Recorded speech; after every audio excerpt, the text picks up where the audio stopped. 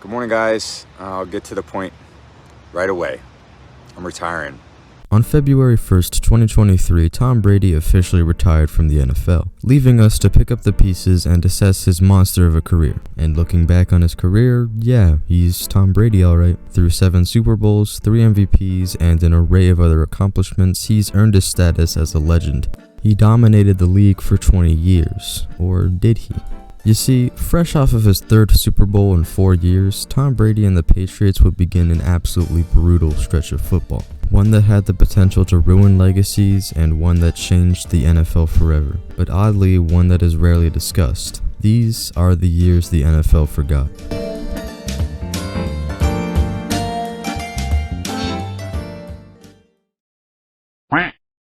Coming directly off winning their 2nd consecutive Super Bowl title and their 3rd title in 4 years, the Patriots had high hopes for the season, and had the potential to become the first team to three-peat. Instead, the Patriots struggled early in the season, failing to get anything going until Week 10, when they finally picked up some momentum, winning 6 of their last 8 to achieve a respectable but disappointing 10-6 record. But all that didn't matter. They made the playoffs and had an impressive start to them as well, knocking out the 12-4 Jacksonville Jaguars. But their playoff hopes were ended when they met the Denver Broncos, who, in combination with the Patriots' sloppy offense, dismantled the Patriots.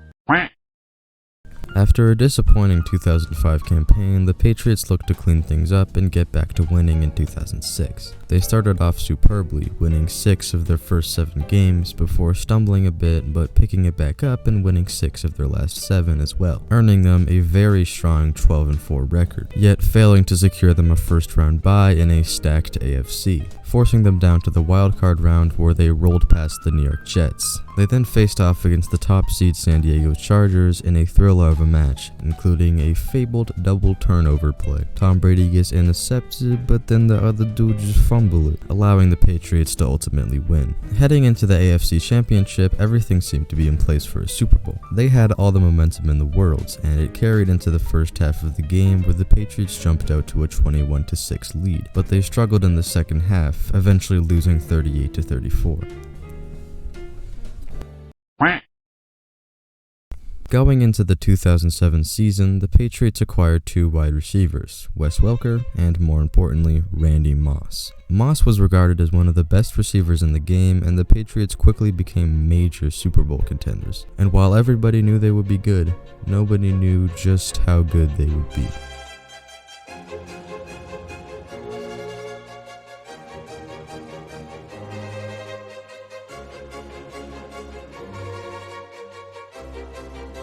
"16 wins and 0 losses. They broke countless records and effectively made the NFL their bitch for 4 months. It was the only perfect regular season since the Miami Dolphins in 1972, and the first since the league expanded the regular season to 16 games. Expectedly, they breezed through the playoffs, improving their overall record to 18-0, and were set to face off against the New York Giants in the Super Bowl. Considered to be a Cinderella team, the Giants didn't even manage to win their division, being swept by the Dallas Cowboys. Nevertheless, the Patriots find themselves with a mere 4-point lead late into the 4th quarter. All the Giants need is one drive, and boy did they have a drive. This game is always remembered for the famous helmet catch, and while it wasn't the sole reason the Giants managed to score a touchdown, it was the moment that everybody realized they would.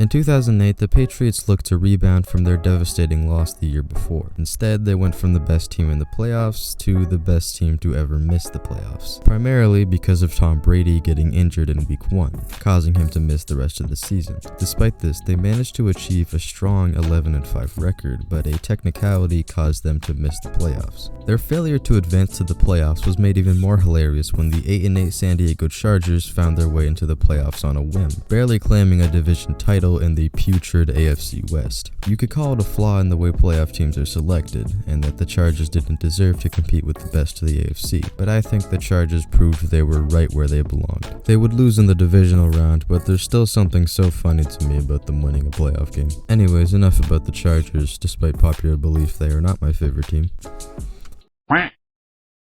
2009 marked the 50th anniversary of the Patriots franchise, but I don't think anybody was celebrating. The consistent failure of the past 4 years was still fresh in every Patriots fan's minds. Regardless, the NFL scheduled 4 legacy games against teams who were also celebrating their 50th season. In addition to this, both teams would wear their throwback uniforms for these games. One of these games was against the Tennessee Titans, where they put up a performance that made the Titans wish they were never established in the first place. Despite this impressive game, they failed to improve on their playoff missing record, but still made the playoffs by winning their division, before again being eliminated, this time in the wildcard round by the Ravens.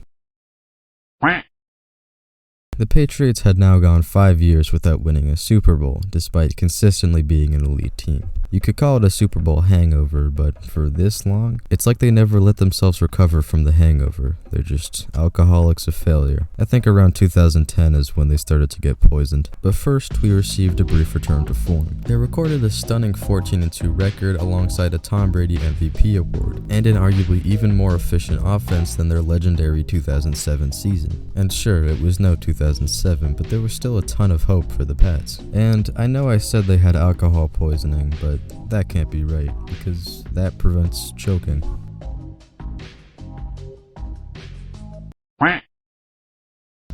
The Patriots entered the 2011 season on a warpath, cruising to a 5-1 start. But after their bye week, they lost 2 games in a row, falling to 5-3. But shockingly, they shrugged it off and went on an 8-game winning streak to finish the season, achieving a very strong 13-3 record. Remarkably, they found great success in the postseason, winning in the divisional round and the AFC Championship after a historic missed field goal to clinch the game for the Patriots. And just like that, they were back in the Super Bowl. Maybe it was finally happening. I mean, they can't fail forever, right? They say history never repeats itself, but it often rhymes. And while the 2007 and 2011 Patriots seasons weren't exactly the same, they certainly ended in the same way.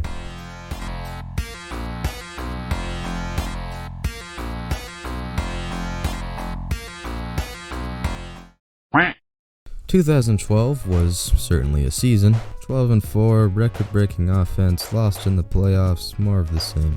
But at least we got the butt fumble, baby!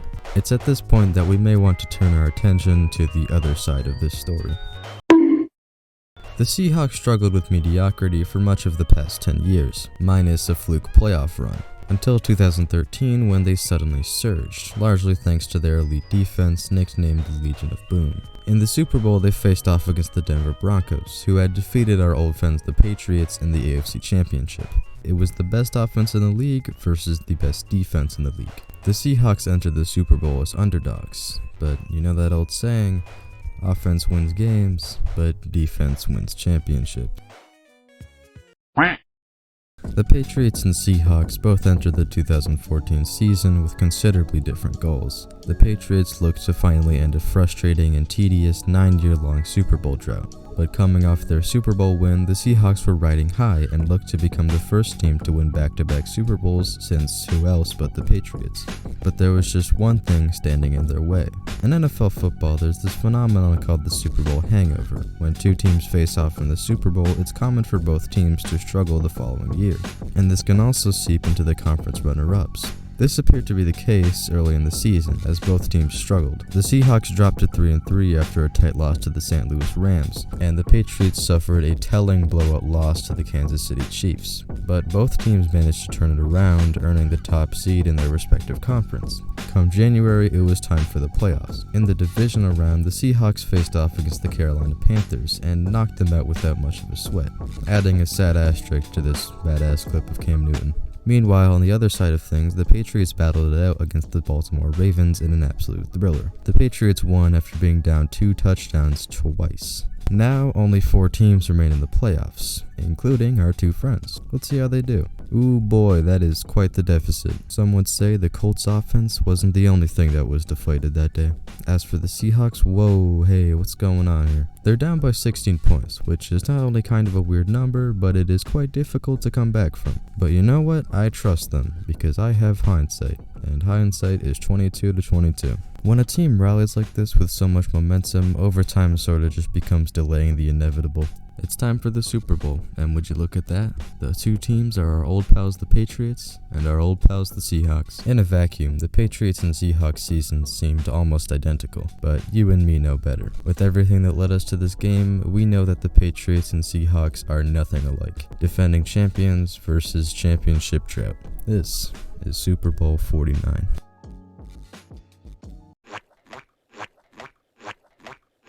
Man, I'm so excited to watch this game. I mean, this is the first Super Bowl to have completely even betting. It's almost guaranteed to be a thriller. And we're scoreless at the end of the first quarter. I'm mad, I'm upset. Okay, I think it's getting good now. Yeah, this is good. This is what we need. Okay, it's halftime. I remember the Super Bowl 49 halftime show.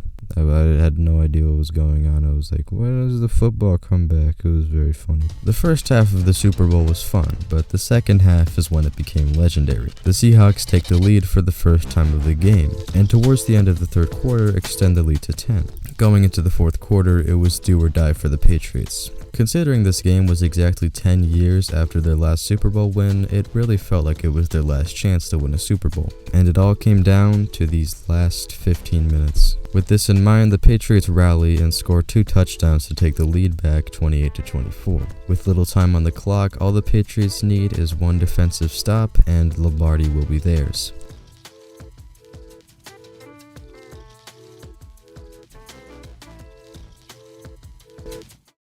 This play is retroactively known as the curse catch, named after the receiver who made the spectacular play, but I prefer to call it the curse catch. In these 10 years, the Patriots made it to 3 Super Bowls. In all 3, they had victory in their grasp late into the fourth quarter, but they just couldn't stop that last drive. In fact, this play is almost identical to the helmet catch, the play that is synonymous with their Super Bowl 42 loss. Man, this sucks, but I mean, not all hope is lost. Curse only made it to the 6-yard line. We can still stop them, right? But to that, I introduce you to Marshawn Lynch, an absolute beast of a running back. He's about the second best thing the Seahawks have going for them, only behind the Legion of Boom, of course. It's safe to say he can pick up a few yards. The Seahawks know this and hand him the ball, but he stops just 1 yard short. 2nd and goal. It's almost certain now that they'll score. Quarterback Russell Wilson takes the snap and oh my god, they're passing. As the receiver prepares to make the catch, cornerback Malcolm Butler reads the pass and closes in. Well, here we are. This could very well decide the game. The ball inches closer and... Pass is intercepted at the goal line.